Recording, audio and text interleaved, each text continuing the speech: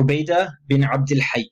So the hadith is narrated by Ubaidah bin Abdul Hayy, who is a Sahabi. He explains that Rasulullah kharaja alayhim wa alayhi atharu ghusl. Rasulullah came to the Sahaba and he had traces of bathing on him, which is water, so his hair perhaps was wet. And he seemed to be وَهُوَ طَيِّبُ النَّفْسِ. He seemed to be in high spirits. فَظَنَنَّا أَنَّهُ أَلَمَّ بِأَهْلِ. The Sahaba, with the utmost respect, assumed that because Rasulullah had traces of bathing on him and he was more in high spirits than normal, they assumed that he had been with one of his respected wives in the marital sense. فَقُلْنَا يَا رَسُولَ اللَّهِ صَلَّى اللَّهُ عَلَيْهِ وَسَلَّمَ نَرَاكَ طَيِّبَ النَّفْسِ. So the Sahaba asked that, O Prophet of Allah sallallahu alaihi wasallam, we see you as being very, happy or in high spirits today. So he said, Ajal, yes, walhamdulillah, and all praises for Allah. So that was it. Right? ثم ذكر الغنى. This is the hadith, this is the variation of the hadith which I found the most appropriate. Another variation of this hadith mentions ثم ذكر الغنى. Rasulullah mentioned wealth and then this, but that wouldn't fit quite well in this context. So he said, Ajal, alhamdulillah, yes, all praise for Allah, and then the Sahaba continued the conversation that they were having.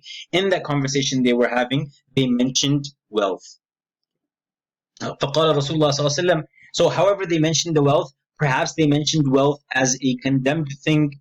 That's why Rasulullah ﷺ cleared that misconception. He said, إِنَّهُ لَا بَأْسَ بِالْغِنَى لِمَنِ اتَّقَى.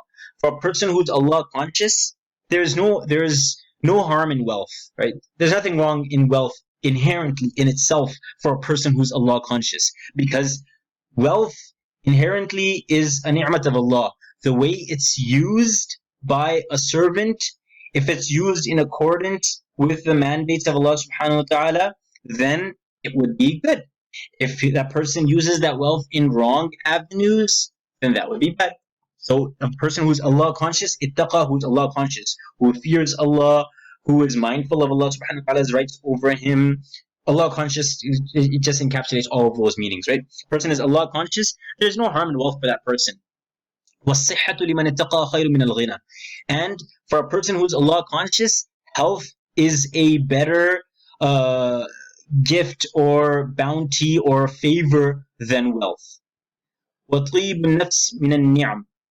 And the bliss of the soul, so the soul experiencing bliss or happiness or joy or contentment or just being in high spirits. Sometimes, like, this is something which you look at this, right? Many people outside, they don't have this, despite apparently outwardly being very privileged or living a very comfortable life and having all materialistic means.